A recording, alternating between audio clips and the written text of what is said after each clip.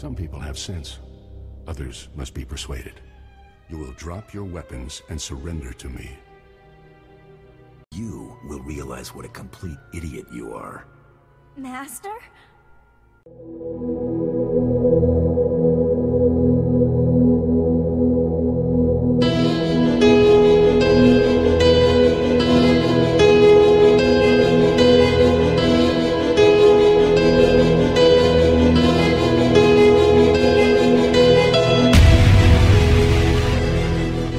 What's up, everybody? Welcome back to the show. For all you newbies out there, my name is Dex, and this is the Inquisitor, a weekly series dedicated to bringing you everything Star Wars: The Old Republic. I got a few topics this week to discuss. First up, Star Wars launch. There's 1.5 million players at launch. But what does that mean for the rest of us? That's right. Queue times. We all love them. We all know that they're coming. You're just going to have to deal with them. BioWare has stated they're releasing more servers to combat this, so queue time should start to dissipate, if not altogether disappear. Glad you made your money back. Good job there, BioWare. As if the game didn't already have enough content, BioWare has stated that there will be new patch content coming out next month. So let's see, the game came out in December, so we're looking at January. So we're going to be getting some new war zones, some new flashpoints, and some additional operations content. There's probably a bunch of other stuff. They're not giving us a whole lot of details except for that they're going to be releasing it soon. So the game's only been out for a couple weeks, if you include the early access. And we've already got a bunch of level 50s running around.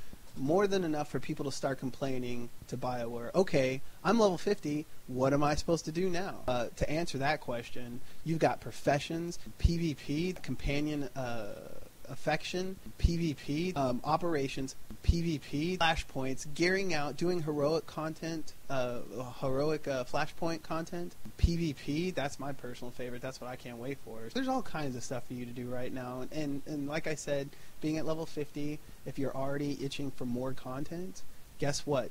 Patch comes out next month, so be patient. So I decided to add a segment to the show, doing little guides. For this week, I'm going to go over stats. Not real big things, because the basics and what stats apply to which classes. First off, I do want to say that each class has a primary stat, and that stat affects your abilities differently than other classes. For instance, strength affects Sith Warriors and Jedi Knights differently than it does for bounty hunters or Inquisitors or any other class, because strength is their primary stat. All their force abilities, as well as their melee damage, is all dependent on their strength stat. Now, on to the actual guide. First up, let's talk about strength. Strength increases melee damage and critical damage, and critical strike chance. This is the primary stat for Jedi Knights and Sith Warriors. Presence increases your companion health, damage, and healing. So the more of this you have, the better off your companions are going to be when you're soloing content. Aim. This increases your damage and critical strike chance of all your ranged weapons. Okay, this is the primary stat for troopers and bounty hunters. You're going to want this is your stat. This is your bread and butter stat. Next up, we have cunning. This increases damage and critical strike chance of ranged and tech. This is the main stat for smugglers and Imperial agents. It also increases their healing power through their tech and stuff like that. Endurance. It increases your health and your health regeneration. Enough said. Willpower. Now this increases force damage and force critical strike chance. Okay, Jedi Counselors and Sith Inquisitors, this is your main stat. This is what you're going to want to eat up any chance you get. We go to expertise. Now this is a kind of a crazy stat. It increases PvP damage and damage it increases your PvP damage reduction, and healing while in PvP. And we're not sure how this is going to scale in the end-game PvP, but basically all you really need to know is you won't see a whole lot of it early game. You'll see more of it in-game when you're getting your PvP gear, and it really won't make a big... I don't think it's going to be that detrimental like Resilience did in some other games. You're not going to want to stack it, I don't think, but that could change. You know, this is still early game. It's brand new. Everybody's still learning stuff and exactly how things work and stuff like that. So if things change, I'll let you know. All right, now we got some secondary stats. We'll start off with accuracy. Now, this increases the chance your attacks of hitting the target.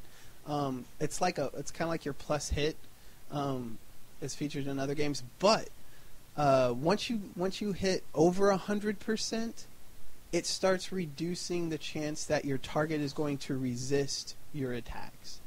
We don't know the exact modifier number right now, but that's basically like accuracy is your hit chance, and then once you get it over 100% chance to hit whatever you're trying to hit, it's going to start making them. It's going to start reducing their ability to resist your attacks. So accuracy, that's what it does. Once you get in game, it's going to be more of a bigger deal. All these secondary stats are going to be more of a bigger deal once you get to the end game. Now, clarity. This is similar to the haste stat and from other games, and it reduces the time needed to activate your channeled abilities and any cast times you might have. It's unclear yet whether it reduces the global cooldown. I've tried to do my research. Some websites are saying yes, some websites are saying no. There's nothing official from BioWare yet, so we'll stay on top of that and let you know when we find out. Critical rating. Now this increases your chance to critically hit with an attack or critically hit another player with a heal. This is just your chance to hit them with a crit. So it's not your actual damage. I'll get more into what your damage is or what your healing is going to be here in a little bit. Now your defense chance. All right, this is a tank's stat that they're going to want to look at, and you could even have this in PvP if you're going tank spec. But it increases your dodge chance and resistance to melee and ranged attacks. You know, like you're going to be parrying and dodging and pulling matrix moves and stuff like that. That's what defense does for you. It's not the amount of damage you absorb, it's the amount of damage or that you actually mitigate and don't take whatsoever. Now your shield chance, for those of us who wear shields, that's a player's shield absorb the chance that the shield's going to absorb an attack, and it also has a modifier value for how much it's going, like the actual damage it's going to absorb. So you have your shield chance, which is the chance that your shield's going to proc and absorb damage for you, and then you have a modifier which tells you how much it's going to absorb. Enough said about shielding. Now we have these next two stats are kind of one and the same. You have surge rating, which increases your critical damage and your healing, and then you've got your power. Now they're not necessarily mixed, but power increases damage and healing for all abilities. Like this is power hits your abilities, not necessarily your stats, but your abilities, so to speak. So there's some modifier value for healing and damage, and power will directly affect that. Surge will be what how much damage you actually crit and heal for. So that's what you need to know about those.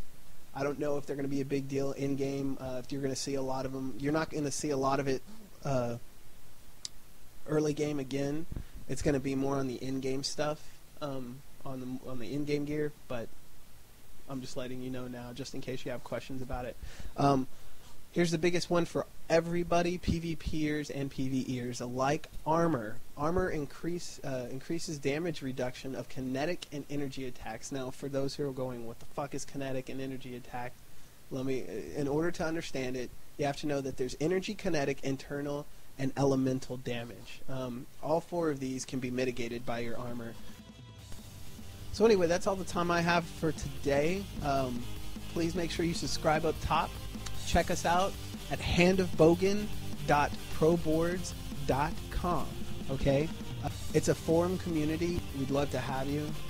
And if you have any viewer questions or anything that you want to ask that you would like to get answered on the show, I'll try to get to as many as I can. But if you want to contact me, again, register at handofbogan.proboards.com, and you can send me a message or start up a forum post under the Inquisitor forum that we have there, and you can start asking your questions, and I'll try to select as many as I can and answer those questions as I get them throughout the week. But anyway, that's it for today. Thanks. Hope to see you next week, and may the Force be with you.